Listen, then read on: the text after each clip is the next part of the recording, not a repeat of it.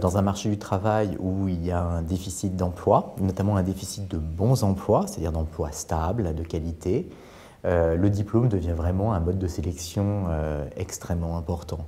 Et le fait qu'en France, il y ait environ 20% d'une classe d'âge, ce qui est énorme, hein, ça fait environ 150 000 jeunes par an qui sortent du système scolaire sans aucun diplôme, 20% des jeunes qui, d'après les études de l'OCDE PISA, sortent sans maîtriser correctement la lecture. Ces jeunes, du coup, n'ont vraiment pas du tout les armes pour s'en sortir sur le marché du travail. Le fait de laisser 20% de jeunes échouer à l'école sans deuxième chance chaque année, ça fait le lit des incivilités, ça fait le lit des extrémismes et ça fait le lit du chômage, d'un chômage incompressible, très dur à résorber, parce que ces jeunes sont laissés sans compétences. En fait, il s'agit vraiment de notre avenir. Il s'agit de la capacité de la France à baisser durablement son chômage et il s'agit aussi de notre croissance. Les pays qui, effectivement, ont des bien meilleurs résultats en matière d'emploi des jeunes, c'est par exemple l'Allemagne, l'Autriche ou la Suisse et certains pays du nord de l'Europe, dans lesquels il existe, alors pour les pays, pour l'Allemagne par exemple, un système d'apprentissage qui est extrêmement efficace. L'Allemagne a un système de sélection des jeunes assez tôt également, mais elle ne laisse pas les jeunes qui ne sont pas mis dans les filières les plus prestigieuses sans qualification. Elle donne une qualification à quasiment tout le monde.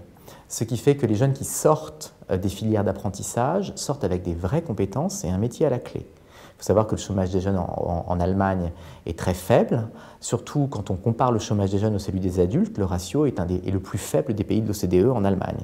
Parce qu'il faut savoir que les jeunes sortent à la fois avec des compétences et déjà une expérience professionnelle. La première réforme, c'est la réforme de l'école.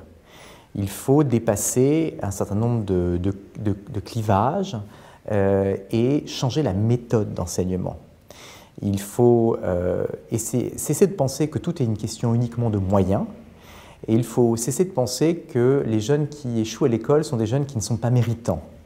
C'est la raison pour laquelle il va falloir réfléchir à une nouvelle méthode d'enseignement qui favorise plus le travail en groupe, qui se focalise plus sur l'acquisition des connaissances fondamentales et qui donne moins d'importance à l'évaluation dès le plus jeune âge. La deuxième réforme, c'est la réforme du marché du travail. Il nous faut un marché du travail qui soit moins dual, moins clivant entre CDD d'un côté et CDI de l'autre. Il faut un marché du travail qui permette aux jeunes d'accéder à l'emploi stable plus rapidement. Et pour ça, il faut faire une réforme du contrat de travail. Et enfin, le troisième domaine de réforme, c'est celui de la politique sociale. Il faut, de manière très concrète, rendre les jeunes éligibles au RSA lorsque, tout simplement, ils n'ont pas les moyens de vivre. Mais il faut rendre cette éligibilité conditionnelle à la participation à des programmes intensifs. Il ne s'agit pas de laisser les jeunes vivre de minima sociaux.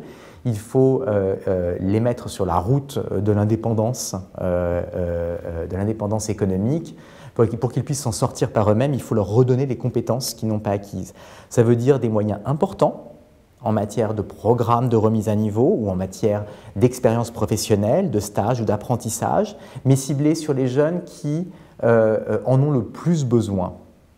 Voilà les trois domaines dans lesquels il faudra agir rapidement dans les années qui viennent.